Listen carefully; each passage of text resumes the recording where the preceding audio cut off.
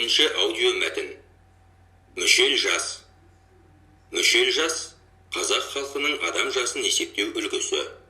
Дәстүрлі қазақ қоғамында баланың 13 жасқа толуы алғашқы мүшелі делінеді.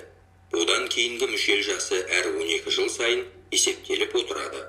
Мысалы 25-ке толғанда 2 мүшел, 37-ге толғанда 3 мүшел, 49-ға келгенде 4 мүшел деп есептеледі. Бауыржан Момышұлы «Ұшқан ұя» повесінде қазақ халқының жас есептеуі жайлы былай деп жазады. «Қаншаға келдің қарағым?» деп қай баладан сұрасаң да, өз жасын мақтанышпен айтатыны мәлім. Қазір жыл сайын баланың туған күнін тойлау дәстүрге сіңіп болған әдет.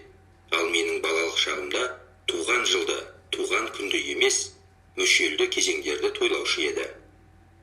Алғашқы мүшел нәрестенің 40-нан шығатын күні. Бұл күні үй ішінде емес, ауыл аймақта да көтеріңкі көңіл, көп шаттық үстем болатын. Екінші мүшел баланың 7 жасқа толған күні. Бала 7-ге келгенше жерден таяқ жейді деп тегін айтылмаған ғой. Сол 7-ге толған күні өрен аяғын жерде нық басты деп санайды. Азаматтыққа аттанар жолдың алғашқы қадамы да осы жерден басталса керек. Ата-ана мен төңірекке бұл үлкен қуаныш. Ендігі мүшел 13 жас. 13-те отау иесі деген мақал бар. Бұл енді оң солыңды тани бастадың. Ер санатына іліктің, сенімен есептесер, ақыл бөлісер кезең келді деген сөз.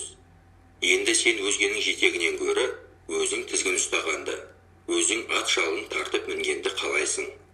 Азамат мүшелінің алды осы.